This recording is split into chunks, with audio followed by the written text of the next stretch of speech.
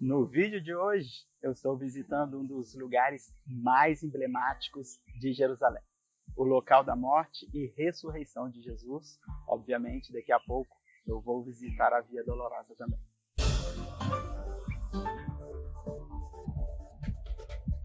Shalom! Aqui com vocês, Samuel Ferreira, do Viagem pela Bíblia. Eu estou, nesse momento, visitando o Gólgota e o sepulcro de Jesus. E antes de mais nada, se você gostar do conteúdo desse vídeo, não esqueça de apertar esse botãozinho escrito inscreva-se.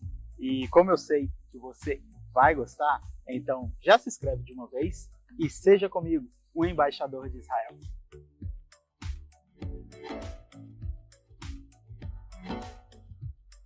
Eu sei que esse assunto é bastante polêmico, porque aqui em Jerusalém existem dois possíveis locais do sepultamento de Jesus e estão a 1 quilômetro de distância um do outro.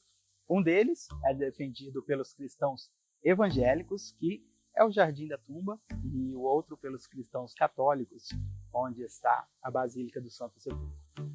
E é lógico que o meu objetivo não é te afirmar qual dos dois está certo, até porque não existem provas concretas que sejam um nem o outro. Mas eu quero te apresentar todos os dois lugares para que você possa conhecê-los e já se preparar para quando vier a Jerusalém comigo.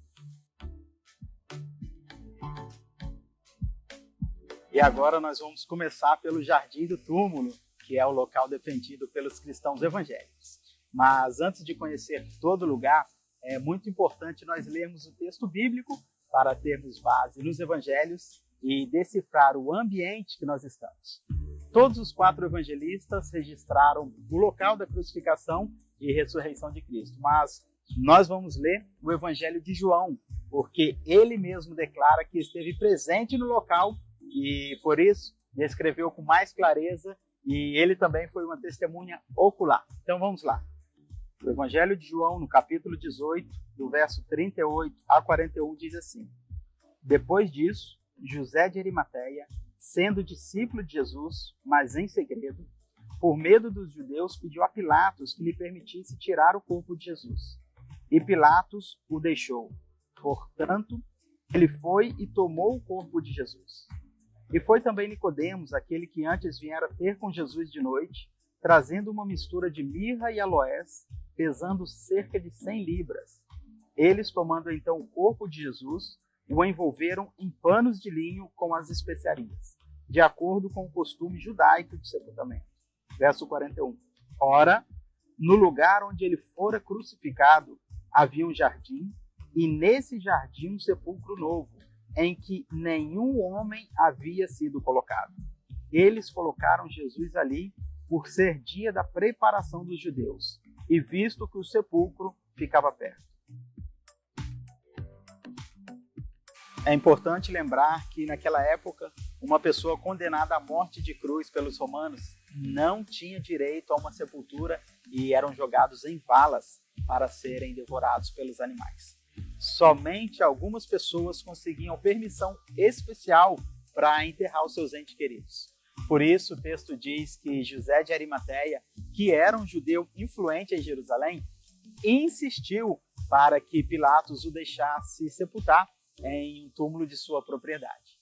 O versículo 41 diz que Jesus foi crucificado em um lugar onde havia um jardim, e nesse jardim um túmulo novo, onde ninguém havia sido sepultado.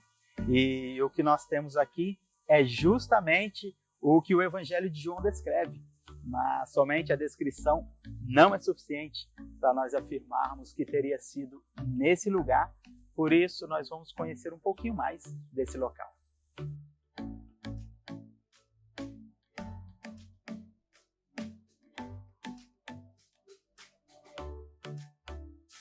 Quando a Bíblia se refere a jardim, se refere a um lugar de plantação. E justamente aqui, nesse lugar, existe um lagar do período romano, ou seja, dos dias de Jesus. E se existia um lagar, é porque existia uma plantação de uvas também.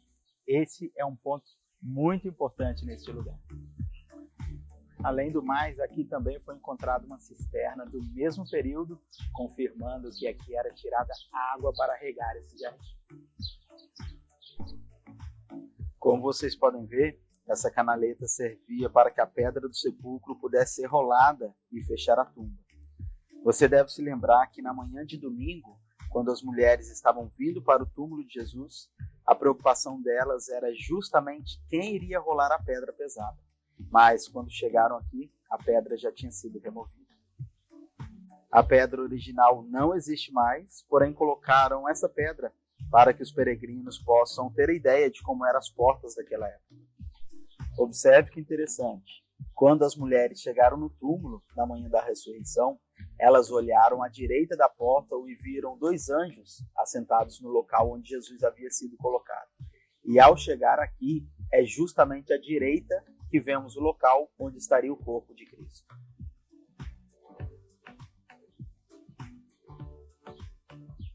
Então nós temos aqui um sepulcro cavado na rocha, como diz o texto bíblico, e que está no meio de jardim. Mas o texto diz também que esse jardim estava ao lado do local que Jesus foi crucificado, ou seja, o Gólgota. E é para lá que nós vamos agora, pois bem aqui ao lado, a 100 metros, está esse possível lugar. Vem comigo.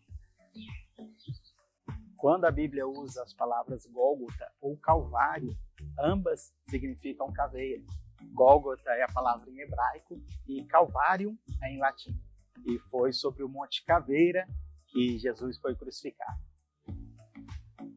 Bem aqui ao lado do túmulo temos esse monte que hoje perdeu um pouco do aspecto de uma caveira, depois que uma nevasca tirou parte do que parecia o rosto dela. Mas pelas fotos da época é possível ter uma ideia. Essa região, fora dos muros da cidade, foi identificada como um local de apedrejamento e crucificação do período romano. Hoje é uma rodoviária árabe e, por questões políticas e religiosas, se recusam a vender esse terreno para a instituição que cuida de jardim. Depois que conhecemos todo o local, vamos falar um pouquinho sobre a história desse lugar, já que esse assunto levanta bastante polêmica sobre ser ou não o verdadeiro local de crucificação, sepultamento e ressurreição de Cristo. Não temos dúvidas que tudo que vimos aqui descreve muito bem o que o evangelista João relata em seu evangelho. Mas levando para o lado científico, onde cabe à arqueologia descrever as provas científicas históricas, eu preciso ser sincero e dizer que não é possível provar arqueologicamente que realmente fosse esse o túmulo de Jesus. Embora esse local seja muito recente e explorado pelos cristãos evangélicos há apenas 150 anos, tudo que temos aqui é de pelo menos do período romano. Mas, como disse, não há provas históricas ou científicas para demonstrar que o Calvário e o túmulo sejam os mesmos descritos na Bíblia. Eu só posso te afirmar uma coisa, que seja aqui no Santo Sepulcro ou em outro lugar em Jerusalém, uma coisa é certa: há 2000 anos atrás, a morte não pôde detê-lo e o nosso Cristo ressuscitou na manhã daquele domingo. Sobre isso, não há dúvidas, pois Ele está vivo em nossos corações. Essa é a certeza que levamos deste lugar tão tranquilo. Ele não está em nenhum lugar em Jerusalém, pois ressuscitou.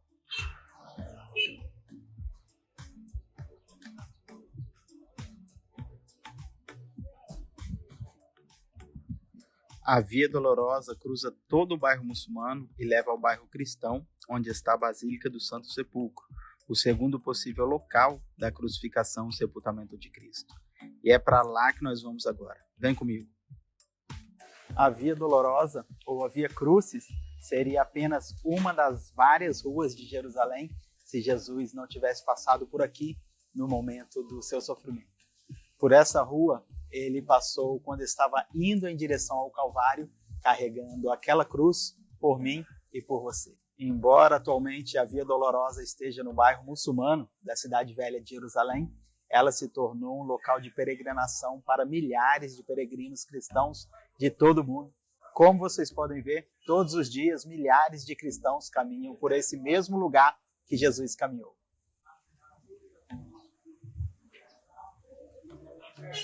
Para conhecer toda a Via Dolorosa, você precisa seguir as 14 estações demarcadas nela. Cada uma dessas estações descreve o momento de Jesus enquanto percorria em direção ao Calvário com a cruz sobre as costas.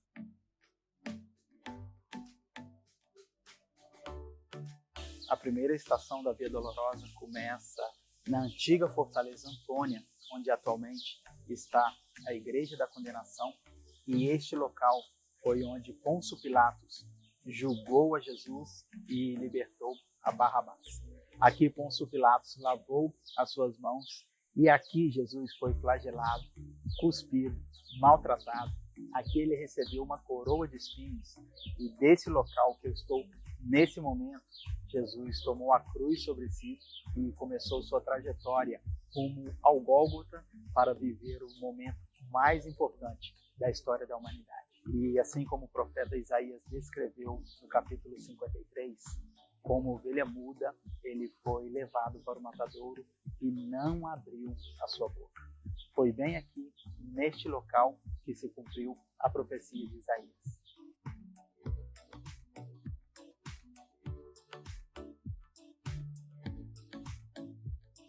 Convidar todos os nossos amigos vizinhos do Brasil para visitar a terra de Israel, especialmente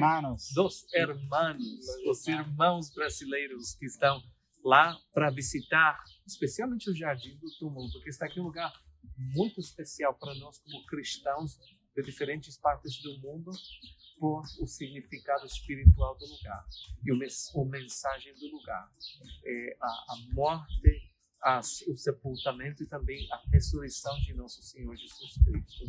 E que hoje em dia é possível para todos ter uma vida nova e vida eterna com Ele, através do sacrifício de Jesus Cristo, do que Ele fez por nós na cruz do Calvário. Então, por isso que eu quero convidar a gente para visitar Israel, a Terra Santa, mas também o Jardim do Túmulo também. E a atmosfera desse lugar é muito especial. Muito especial. As pessoas podem ver o vídeo, foto, mas estar aqui pessoalmente é totalmente diferente. É a emoção de viver, pisar no lugar onde Jesus esteve, onde ele foi crucificado, o Gólgota está aqui ao lado, e o Jardim do Túmulo vazio, como nós podemos ver, porque o nosso Mestre Jesus, verdadeiramente, ele ressuscitou. Aleluia. E nós esperamos que os nossos irmãos brasileiros, e os hermanos que hablam espanhol também, sim. E temos o nosso guia aqui do Brasil, o João Batista, que ele faz as explicações aqui para os grupos do Brasil, especialmente para eles. César, muito obrigado pela tua colaboração, por estar compartilhando a tua experiência nesse lugar. Deus te abençoe mais uma vez. Você também, querido. Então, até mais também, para nossos amigos também. Se você gostou de conhecer o Jardim do Túmulo e a Via Dolorosa, não deixe de se inscrever no canal do Viagem pela Bíblia, pois esses dias eu estou visitando vários lugares aqui em Jerusalém e vou mostrar tudo para vocês. Shalom!